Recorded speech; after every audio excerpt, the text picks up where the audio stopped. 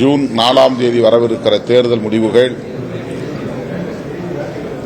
பாரதிய ஜனதாவின் 10 ஆண்டு கால ஆட்சிக்கு முற்றுப்புள்ளி வைக்கும், 10 ஆண்டு கால பாசிச அரசியலுக்கும் முற்றுப்புள்ளி வைக்கும் என்று நான் நம்புகிறேன்.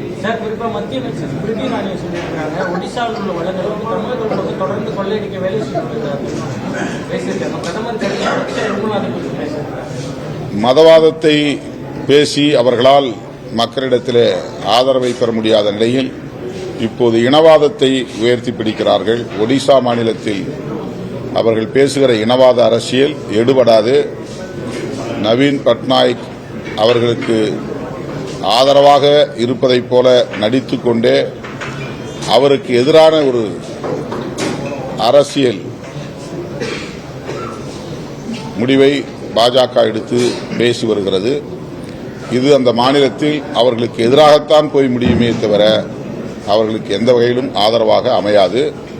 அதுவும் ஒரு IAS அதிகாரியை மனதிலே வைத்து பேசுவது மிகவும் அபத்தமானது, அயோக்கியத்தனமானது.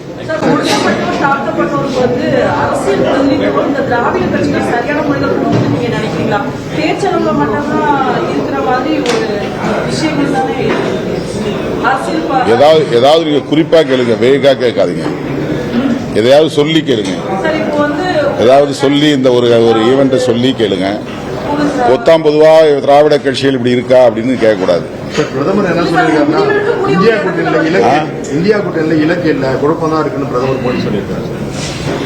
அவர்தான் குழப்பத்தில் இருக்கிறார். ஆண்டுக்கு ஒரு பிரதமரை உருவாக்கப் போகிறார்கள் என்று அவர் சொல்லுவது ஒரு வகையிலே நான் ஏற்றுக்கொள்கிறேன். ஆண்டுக்கு ஒரு பிரதமர் இருப்பதில் என்ன தவறு?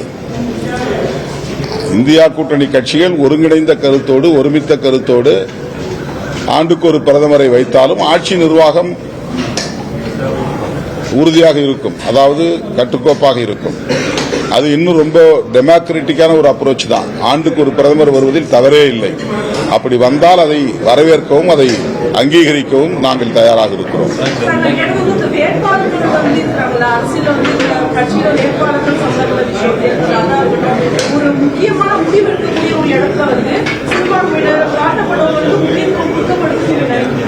அதெல்லாம் கட்சி அடிப்படையில் தான் அந்த முடிவில் எடுக்க முடியும். இதுல ஒரு கட்சி